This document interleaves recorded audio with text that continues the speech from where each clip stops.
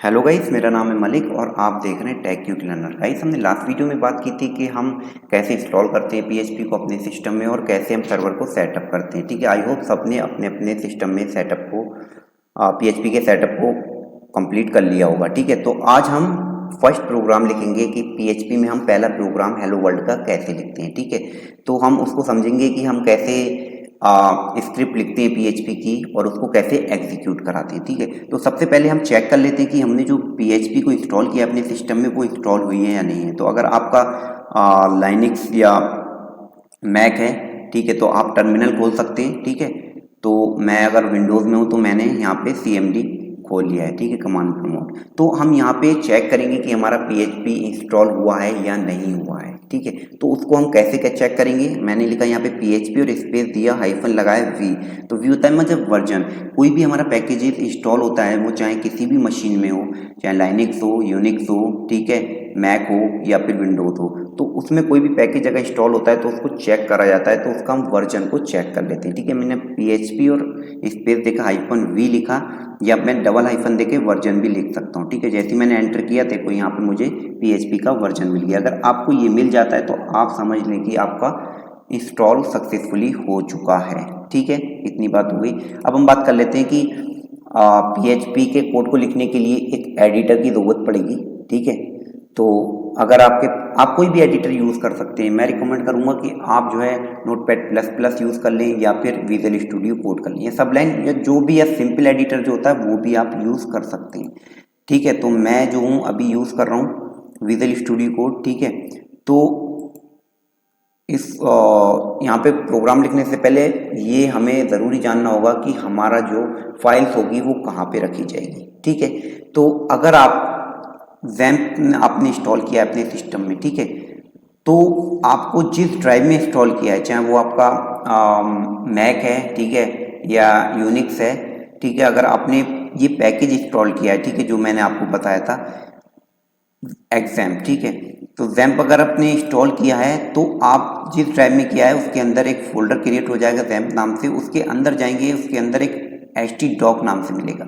तो यहाँ पे आपको फोल्डर बना के आपको अपनी फाइल को रखना है, यहीं से आपको एग्जीक्यूट कराना है फाइल को। ठीक है, या आपने अगर वैम्प इंस्टॉल किया है तो जिस भी ड्राइव में किया है आपने, तो वहाँ पे वैम्प का फोल्डर क्रिएट हो गया होगा। उसके अंदर जाएंगे तो आपको www करके एक फोल्डर मिल जाएगा।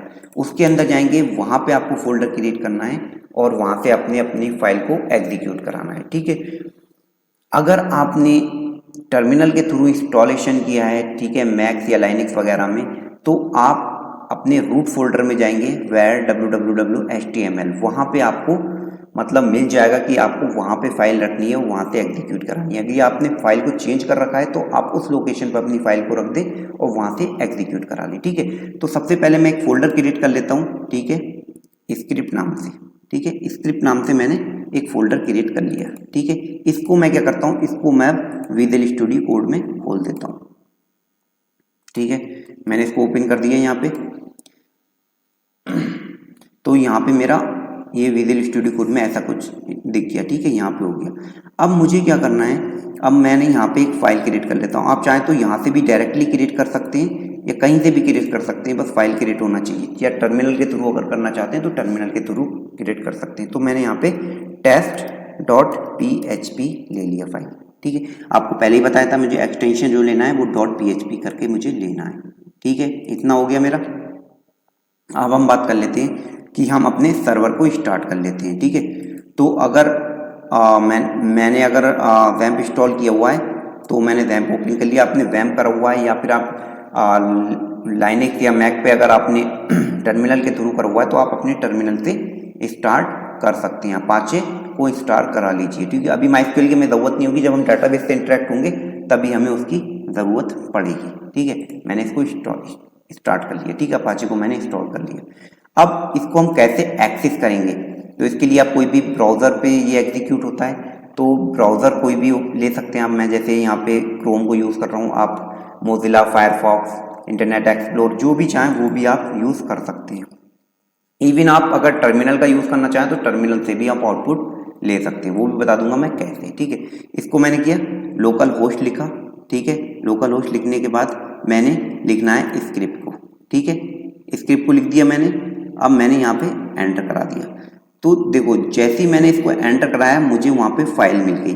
आपको पता ही होगा, अगर नहीं पता है तो मैं बता दे रहा हूँ कि अगर किसी भी फोल्डर में कोई फाइल होती है तो वो उस नेम से एग्जीक्यूट होती है, और अगर आपको डायरेक्टली उस फोल्डर से करानी है एग्जीक्यूट तो आप index.php भी दे सकते हैं, ठीक है। तो सबसे पहले मैं बात कर लूँ, अगर मैं यहाँ पे सीधा लोकल होस्ट को कराता हूँ तो देखो आप लोकल होस्ट ने इसको अगर इनने सेट कर रखा है कि अगर लोकल होस्ट कोई डालता है तो हम इसको डैशबोर्ड पे रिडायरेक्ट कर देंगे। तो आप अगर यहाँ पे जाएंगे तो यहाँ पे आप देखेंगे कि आपको डैशबोर्ड का फोल्डर मिल जाएगा। तो वो यहाँ से देखो एग्जीक्यूट हो रहा है। मैंने बताया था इंडेक्स को वो पहले लेता है, चाहे वो HTML हो चाहे वो PHP हो या किसी में भी हो। तो आप अगर इस फाइल को जाके देखेंगे तो इस फाइल में आपको सारा कुछ दिख जाएगा, ठीक है, जो वहाँ पे दिख रहा है हमें यहाँ पे, ठीक है। अब हम बात कर लेते हैं कि हमने अपना इसको एग्जीक्यूट कैसे कराना है। यहाँ पे लिखा मैंने test.php, ठीक है, ये लिख दिया मैंने। अभी मेरा क्या हुआ, कुछ भी नहीं आ रहा है, सिर्फ ब्लैंक पेज आ रहा है, ठीक है, ब्लैंक पेज आ रहा है। अब हम बात करते हैं कि PHP कोड को हम कैसे एग्जीक्यूट करेंगे, ठीक है। PHP टैग को शुरू करने के लिए हम लेस देन एक क्वेरी स्ट्रिंग और PHP लिखते हैं, ठीक है, इतना लिख दिया मैंने। और ये होता हमारा स्टार्ट टैग, PHP का स्टार्ट टैग। अगर कोई बात कर रहा है ना कि PHP स्टार्ट टैग के आगे ये लिखना है तो ये हो गया PHP स्टार्ट टैग, ठीक है, स्टार्ट टैग हो गया। इसको एंड कैसे करते हैं, एंड हमने क्वेरी स्ट्रिंग लिया और ग्रेटर देन ले लिया, ये हो गया हमारा एंड स्ट्रिंग, ठीक है। PHP का कोड स्टार्ट हुआ और यहाँ पे एंड हो गया। अब हम बात करते हैं, यहाँ पे मुझे कोई भी स्ट्रिंग लिखना है। मान लो मुझे हेलो वर्ल्ड का एक प्रोग्राम लिखना है, मुझे आउटपुट देना है हेलो वर्ल्ड। तो आउटपुट के लिए हम PHP में क्या यूज़ करते हैं, अभी आप मान लें हम इसके लिए यूज़ करते हैं इको। ये एक स्ट्रिंग फंक्शन है, आगे हम डिटेल में बात करेंगे इसके बारे में, ठीक है। अभी इतना समझ लें, अगर हमें कोई भी स्ट्रिंग को या कोई भी आउटपुट स्क्रीन पे हमें दिखाना है तो उसके लिए हम इको का यूज़ करते हैं। तो इसके बाद आप सिंगल कोट स्ट्रिंग को सिंगल कोट या डबल कोट में ले सकते हैं, या कि बैक टिक से भी ले सकते हैं आप इसको, ठीक है। तो यहाँ पे लिख दिया मैंने हेलो वर्ल्ड, ये लिख दिया। और इस PHP का जो भी हम लिखते हैं उसका एंड जो होता है वो सेमीकोलन से होता है, वो करना ज़रूरी है, ठीक है। अगर मैंने इसको कर दिया तो अब देखना आप, मैं इसको एग्जीक्यूट करा रहा हूँ तो मुझे मिल गया हेलो वर्ल्ड, ठीक है, मिल गया। देखो मेरा पहला प्रोग्राम एग्जीक्यूट हो गया, PHP के थ्रू मैंने हेलो वर्ल्ड को मतलब आउटपुट करा दिया। अब हम बात कर लेते हैं टर्मिनल के थ्रू अगर हम करा रहे हैं तो कैसे कराएंगे टर्मिनल के थ्रू। बहुत ही ज़्यादा सिंपल है, आप उस रूट पे पहुंच जाइए।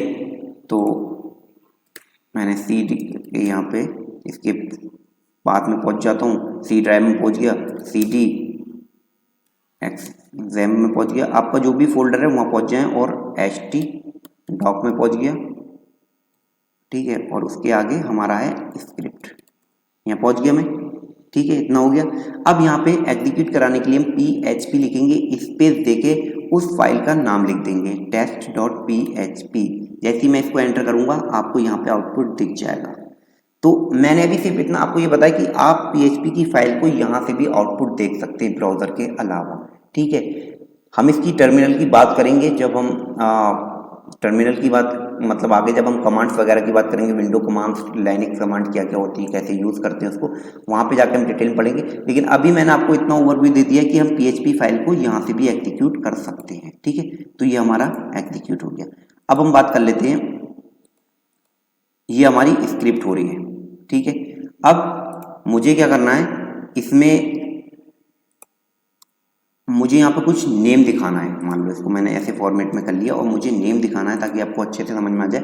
तो एक बात याद रखना, हमें यहाँ पे वेरिएबल को डिफाइन करते हैं डॉलर से, ठीक है। मान लो मुझे नेम का वेरिएबल लेना है, ठीक है, नेम करके ऐसे इसको डिक्लेयर करते हैं। सिंगल या डबल स्ट्रिंग में आप ले सकते हैं। मैंने मान लो सिंगल में ले लिया और ये लिया टैग क्विक लर्नर, ठीक है, ये लिख लिया मैंने इतना। अभी सिर्फ आप इसको इतना समझ लें कि वेरिएबल, आने वाली वीडियो में हम बात करेंगे डिटेल में कि वेरिएबल्स क्या होते हैं, कैसे डिफाइन करते हैं, क्या सब कुछ होता है। अभी आप इतना समझ लें कि मैंने इसकी वैल्यू इसमें बस होल्ड की है। तो अगर इसका यूज मैं यहाँ पे करूँगा, कैसे करूँगा, तो अगर आपकी डबल स्ट्रिंग है ना तो आप डबल स्ट्रिंग में डायरेक्टली लिख सकते हैं हेलो वर्ल्ड और यहाँ पे लिख दें वेलकम टू और यहाँ पे आप डॉलर नेम कर सकते हैं। ठीक है, ये मैंने एक वेरिएबल बना लिया, उसमें ये मैंने इसकी वैल्यू दे दी, इनिशियलाइज कर ली यहाँ पे, और यहाँ पे मैंने इसको यूज़ कर लिया।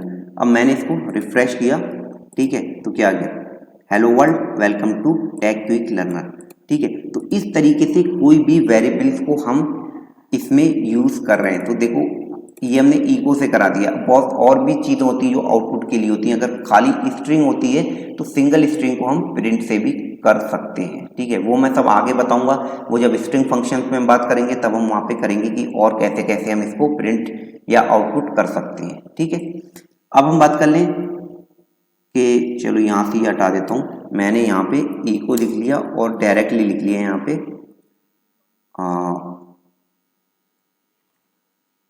हेलो वर्ल्ड, और ये इसको नीचे करा लेता हूँ मैं।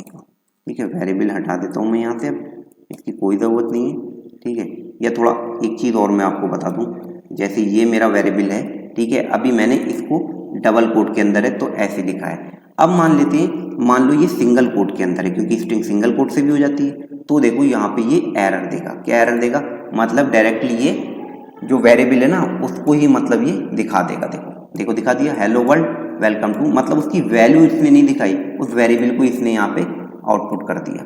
ठीक है, तो अब मैं आपको बता दूं कि वेरिएबल को कैसे हम कॉन्कैट करते हैं। ठीक है, अगर पीएचपी में स्ट्रिंग को, वेरिएबल को, किसी को भी अगर कॉन्कैट करना है तो वो हम डॉट के थ्रू करते हैं। ठीक है, डॉट लगाया और वहाँ पे वेरिएबल का नाम दे दिया। ठीक है, अब देखना ये यहाँ पे पूरी स्ट्रिंग को मतलब आउटपुट कर देगा। ठीक है, तो ये अभी मैं सिर्फ ओवरव्यू दे रहा हूँ कि आपको अच्छे से समझ में आ जाए कि ये वेरिएबल क्या होता है। ठीक है, ये सब हम आने वाली डिटेल वाली वीडियो में पढ़ेंगे।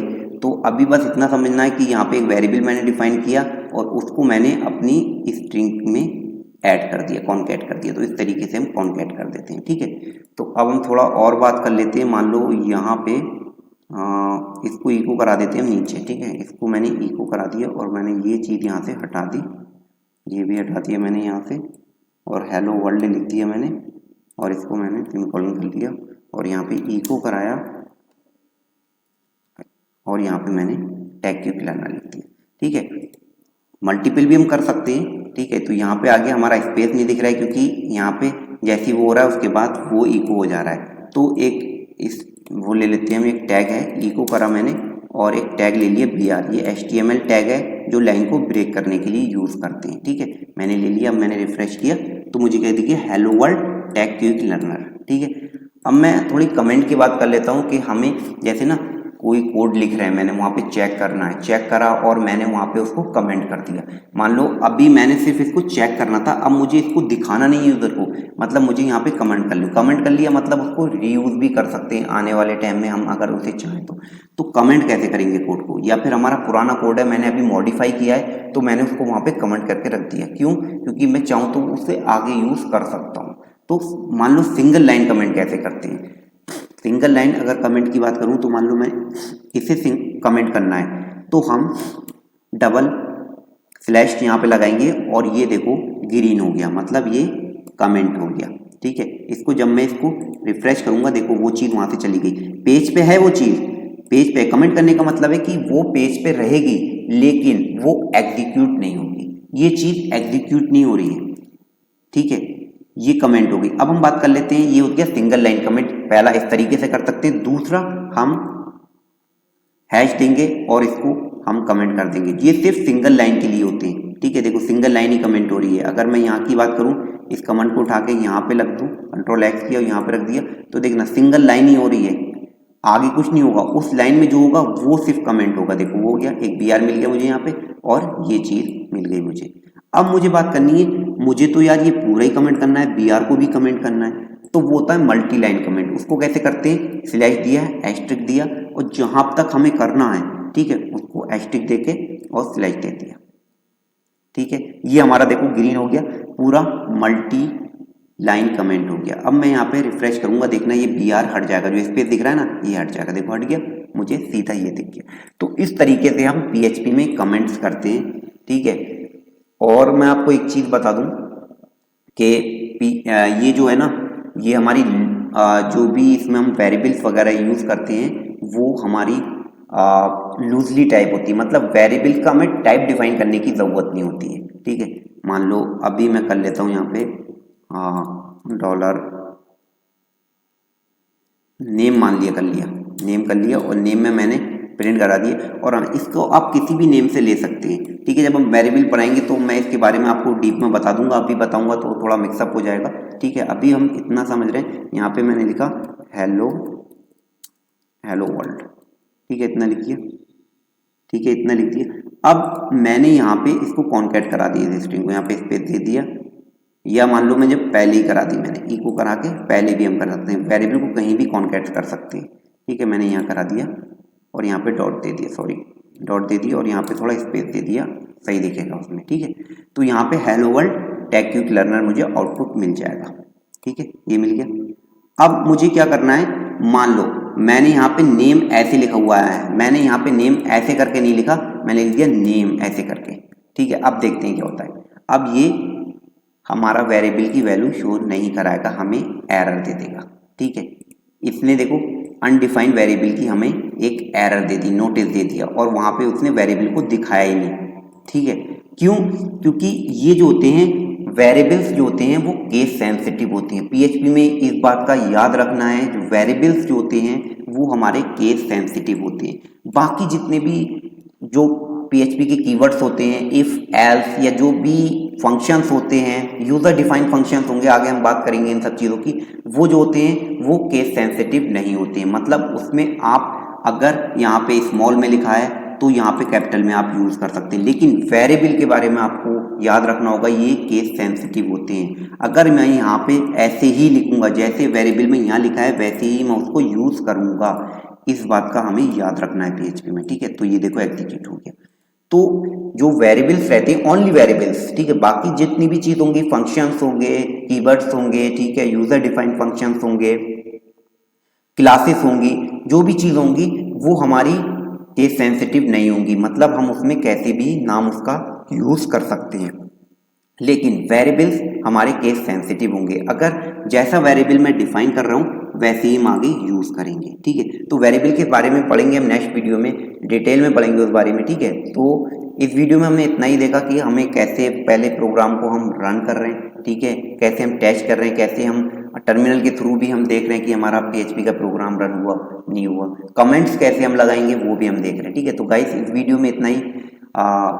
एक रिक्वेस्ट आपसे, अगर आपने हमारे चैनल पर नए हैं और अभी तक आपने मेरे चैनल को सब्सक्राइब नहीं किया तो प्लीज़ चैनल को सब्सक्राइब कर दीजिए। वीडियो अच्छी लगे तो वीडियो को लाइक शेयर करना ना भूलें। अगर कोई भी इशू है या फिर आपको वीडियो कैसी लगी है तो कमेंट्स करके हमें बताएं। ठीक है, तो गाइस इस वीडियो में इतना ही, मिलते हैं नेक्स्ट वीडियो में, जब तक के लिए बाय बाय, टेक केयर।